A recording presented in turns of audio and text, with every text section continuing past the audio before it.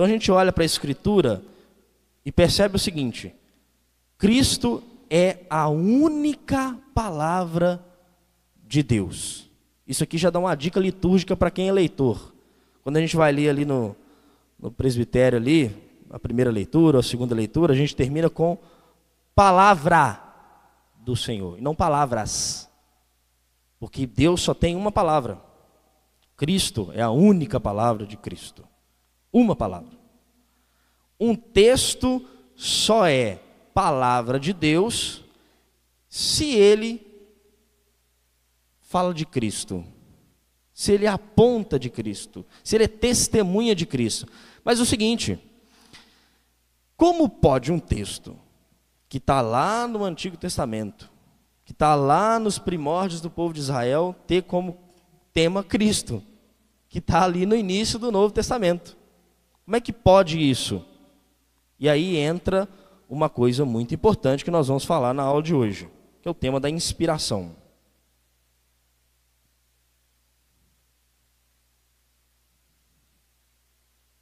E o tema das camadas de sentido do texto.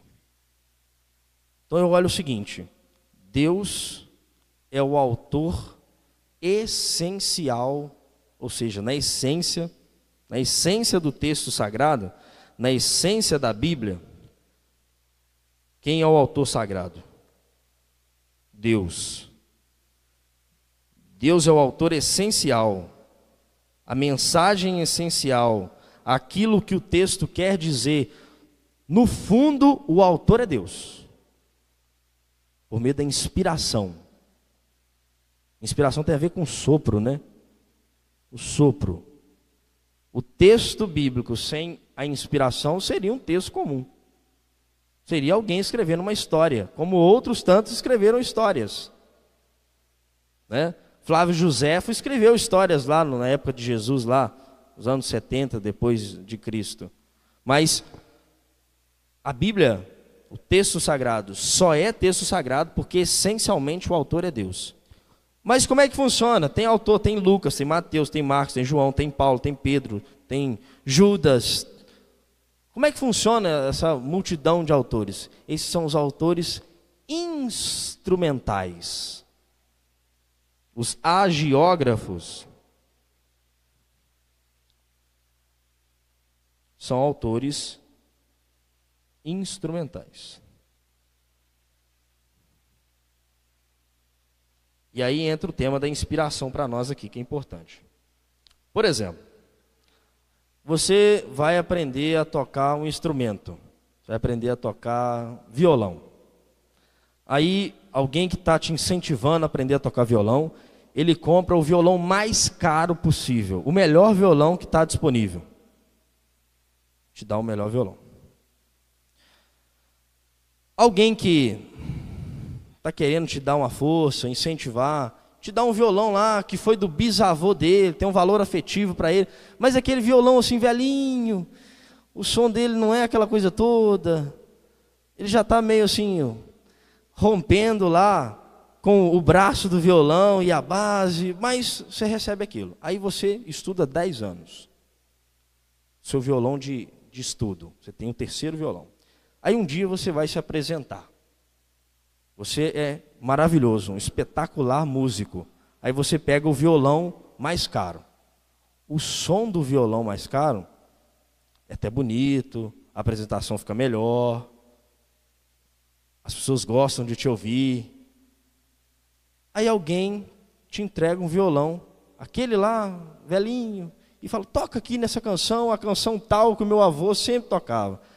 Aí você vai tocar, o som já não vai ser aquele som vistoso igual do violão mais caro, bonito, violão trabalhado. Por que eu estou dando esse exemplo? Porque o músico que toca o violão é o mesmo. Deus é o autor da Escritura. Agora, o instrumento que ele usa para transmitir a sua verdade é variado. É muito variado. A gente pega o Evangelho de Mateus, Marcos, Lucas e João, falam do mesmo tema, né? O Evangelho de Jesus. Você percebe que coisas são contadas em um e não são contadas em outro. Coisas que são narradas em dois têm detalhes diferentes que algum autor percebeu e outro não. E o modo de narrar. Quando a gente lê, por exemplo, o início do prólogo lá do Evangelho de João, que beleza, que texto bonito, né? No princípio era o verbo, e o verbo estava em Deus. Gente, Deus usa do agiógrafo, um autor instrumental, para transmitir a sua verdade. A gente já tocou nesse assunto aqui numa aula, né? Ele inspira aquilo, mas ele inspira de acordo com o modo que aquela pessoa se expressa. Tá bom? Então assim, se Davi é um grande poeta capaz de compor salmos, e salmos belíssimos, talvez o evangelho de Marcos seja um evangelho mais enxuto, mais direto. Já não tem, por exemplo, a anunciação, não fala da infância de Jesus, já vai direto no assunto. Então, se você tem lá o Evangelho de Lucas, aquelas parábolas bonitas, né, da ovelha perdida, do filho pródigo, daquela mulher que coloca lá a sua única moeda na oferta do templo, isso não tem em nenhum outro evangelho.